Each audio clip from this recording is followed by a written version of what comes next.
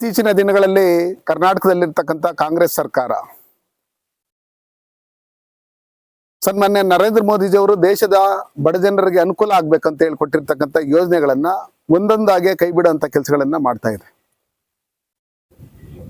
ಅದರಲ್ಲಿ ಜನೌಷಧಿ ಕೇಂದ್ರ ಏನು ಇಡೀ ದೇಶದಲ್ಲಿ ಸುಮಾರು 20,000ಕ್ಕೂ ಹೆಚ್ಚು ಜನೌಷಧಿ ಕೇಂದ್ರಗಳನ್ನ ಸನ್ಮಾನ್ಯ ನರೇಂದ್ರ ಮೋದಿಜಿಯವರು ಬಡವರಿಗೆ ಕೈಗೆಟುಕೋ ಬೆಲೆಯಲ್ಲಿ ಸಿಗಬೇಕು ಅಂತೇಳಿ ಜನೌಷಧಿ ಕೇಂದ್ರಗಳಲ್ಲಿ ಸುಮಾರು 800ಕ್ಕೂ ಹೆಚ್ಚು ಔಷಧಿಗಳನ್ನ ಏನು 100 ರೂಪಾಯಿ ಇದ್ರೆ ಅದನ್ನ 20 ರೂಪಾಯಿ ಕೊಡುವಂತ ಕೆಲಸಗಳನ್ನ ಮಾಡಿ ಸುಮಾರು ಜನ BP ಶುಗರ್ ಇದೆಲ್ಲ ಇರ್ತಕ್ಕಂಥವ್ರು ಅವ್ರ ಮಕ್ಕಳನ್ನ ಸಾವಿರಾರು ರೂಪಾಯಿ ಹಣ ಕೇಳಿದಂತ ಸಂದರ್ಭದಲ್ಲಿ ಅವ್ರು ಕೊಡದೆ ನಿರಾಕರಿಸಿದಂತ ಸಂದರ್ಭದಲ್ಲಿ ಎಷ್ಟೋ ಜನ ಔಷಧಿಗಳಿದೆ ಮತ್ತೆ ಮಾತ್ರೆಗಳಿರ್ತಕ್ಕಂಥ ಇರದೆ ಸತ್ತಿರ್ತಕ್ಕಂಥವ್ರದ್ದು ನಿದರ್ಶನಗಳಿದೆ.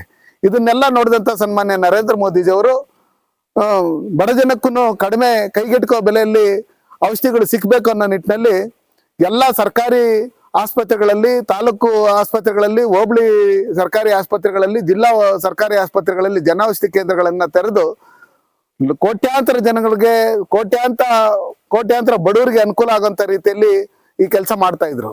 ಆದ್ರೆ ರಾಜ್ಯದಲ್ಲಿ ಇರ್ತಕ್ಕಂಥ ಸಿದ್ದರಾಮಯ್ಯನವರ ಸರ್ಕಾರ ಸನ್ಮಾನ್ಯ ನರೇಂದ್ರ ಮೋದಿಜಿಯವ್ರನ್ನ ನೇರವಾಗಿ ಅವ್ರನ್ನ ಎದುರಿಸಕ್ಕಾಗದೆ ಅವ್ರು ಕೊಟ್ಟಿರ್ತಕ್ಕಂಥ ಯೋಜನೆಗಳು ಮತ್ತೆ ಆ ಜನೌಷಧಿ ಕೇಂದ್ರದ ಹತ್ರ ನರೇಂದ್ರ ಮೋದಿಜಿ ಅವ್ರ ಫೋಟೋ ಇರುತ್ತೆ ಅಂತ ಹೇಳಿ ಅದನ್ನ ತೆಗಿಸ್ಬೇಕು.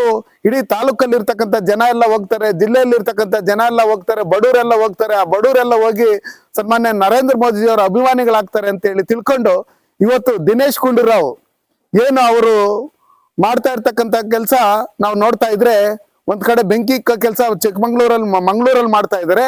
ಇಲ್ಲಿ ಬಡವರಿಗೆ ಹೊಟ್ಟೆ ಮೇಲೆ ಹೊಡೆಯಂತ ಕೆಲಸಗಳನ್ನ ಮತ್ತೆ ಸುಮಾರು ಜನ ಬಡ ರೋಗಿಗಳನ್ನ ಅವರು ಸಾಯಂತ ರೀತಿಯಲ್ಲಿ ಮಾಡೋಂತ ರೀತಿಯಲ್ಲಿ ಕೆಲಸ ಮಾಡ್ತಾ ಇದ್ದಾರೆ. ನಾವು ಸರ್ಕಾರಿ ಶಾಲೆಯಲ್ಲಿ ನಾವು ಮೊದಲೇ ಔಷಧಿ ಇದೆ ನಾವು ಕೊಡ್ತೀರಿ ಅಂತ ಹೇಳ್ತಾ ಇರ್ತಕ್ಕಂಥ ಈ ದಿನೇಶ್ ಗುಂಡೂರಾವ್ ಅವರು, ನಾನು ಅವ್ರಿಗೆ ಚಾಲೆಂಜ್ ಮಾಡ್ತೀನಿ, ನೀವು ಸರ್ಕಾರಿ ಆಸ್ಪತ್ರೆಯಲ್ಲಿ ಕೊಡ್ತಾ ಇರ್ತಕ್ಕಂಥ ಫ್ರೀಯಾಗಿ ಕೊಡ್ತಾ ಇರ್ತಕ್ಕಂಥ ಔಷಧಿಗಳ ಸಂಖ್ಯೆ ಎಷ್ಟು? ಸನ್ಮಾನ್ಯ ನರೇಂದ್ರ ಮೋದಿಜಿ ಅವರು ಕೊಡ್ತಾ ಇರ್ತಕ್ಕಂಥ ಏನು ಕಡಿಮೆ ಬೆಲೆಯಲ್ಲಿ ಕೊಡ್ತಾ ಇರ್ತಕ್ಕಂಥ ಔಷಧಿಗಳ ಸಂಖ್ಯೆ ಏನಿದೆ?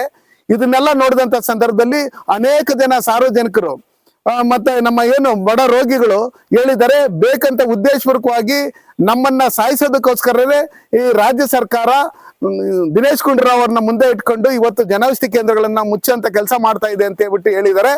ಅದಕ್ಕೋಸ್ಕರ ಇವತ್ತು ನಿಮ್ಗೇನಾದ್ರು ಸ್ವಲ್ಪ ಅದ್ರ ನಾಚಿಕೆ ಮಾನ ಮರ್ಯಾದೆ ಏನಿದ್ರೆ ರಾಜ್ಯ ಸರ್ಕಾರಕ್ಕೆ ದಿನೇಶ್ ಗುಂಡೂರಾವ್ ಅವ್ರಿಗೆ ಹೇಳಿ ಕೂಡಲೇ ಆ ಜನೌಷಧಿ ಕೇಂದ್ರಗಳನ್ನ ನೀವು ಮತ್ತೆ ತೆರೆಯುವಂತ ರೀತಿಯಲ್ಲಿ ನೀವು ಮಾಡ್ಬೇಕು.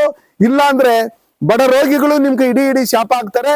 ಇಡೀ ರಾಜ್ಯದಲ್ಲಿ ಎಲ್ಲರೂ ನಿಮ್ಮ ವಿರುದ್ಧವಾಗಿ ಮಾತಾಡಂತ ರೀತಿಯಲ್ಲಿ ಶುರು ಆಗ್ತಾರೆ. ಅದಕ್ಕೋಸ್ಕರ ಕರ್ನಾಟಕ ರಾಜ್ಯದಲ್ಲಿ ಜನಪ್ರಿಯತೆಯನ್ನ ಕಳ್ಕೊಂಡಿರ್ತಕ್ಕಂಥ ಸಿದ್ದರಾಮಯ್ಯನವರ ಸರ್ಕಾರ ಇವತ್ತು ಏನು ಕೇಂದ್ರ ಸರ್ಕಾರದ ಯೋಜನೆಗಳಿತ್ತು, ಯಡಿಯೂರಪ್ಪ ಅವ್ರು ಕೊಟ್ಟಿರ್ತಕ್ಕಂಥ ಯೋಜನೆಗಳನ್ನು ಅವರು ಬೇಕಾದ ಕಡೆ ಯಾವ ರೀತಿಯಲ್ಲಿ ಅದನ್ನ ಬಳಸ್ಬೇಕು, ಯಾವ ರೀತಿಯಲ್ಲಿ ತೆಗೆದಾಕ್ಬೇಕು ಅನ್ನೋ ರೀತಿಯಲ್ಲಿ ಮೊದಲಿಂದನೂ ಮಾಡ್ಕೊಂಡ್ ಬರ್ತಾ ಇದ್ರು. ತಮಿಳ್ನಾಡು ಅದೇ ರೀತಿಯಲ್ಲಿ ಕೆಲಸ ಮಾಡ್ತಾ ಇತ್ತು, ಕೇರಳನೂ ಅದೇ ರೀತಿಯಲ್ಲಿ ಕೆಲಸ ಮಾಡ್ತಾ ಇತ್ತು. ಇದ್ರ ಜೊತೆಲಿ ಇವತ್ತು ಕರ್ನಾಟಕನ ಸೇರ್ಕೊಂಡಿರೋದ್ರಿಂದ ಇಡೀ ಜನ ನಿಮ್ಗೆ ಶಾಪ ಆಗ್ತಾ ಇದ್ರೆ ಕೂಡಲೇ ಈ ಜನೌಷಧಿ ಕೇಂದ್ರಗಳನ್ನ ಸರ್ಕಾರಿ ಆಸ್ಪತ್ರೆಗಳಲ್ಲಿ ಏನು ಮುಚ್ಚೋದ ಕೆಲಸ ನೀವು ಮಾಡ್ತಾ ಇದ್ರೆ ಅದನ್ನ ಮತ್ತೆ ತೆರಿಬೇಕು ಅಂತ ಹೇಳಿ ನಾನು ಈ ಮೂಲಕ ಎಲ್ಲಾ ಸಾರ್ವಜನಿಕರ ಪರವಾಗಿ ನಾನು ಆಗ್ರಹ ಮಾಡ್ತೀನಿ.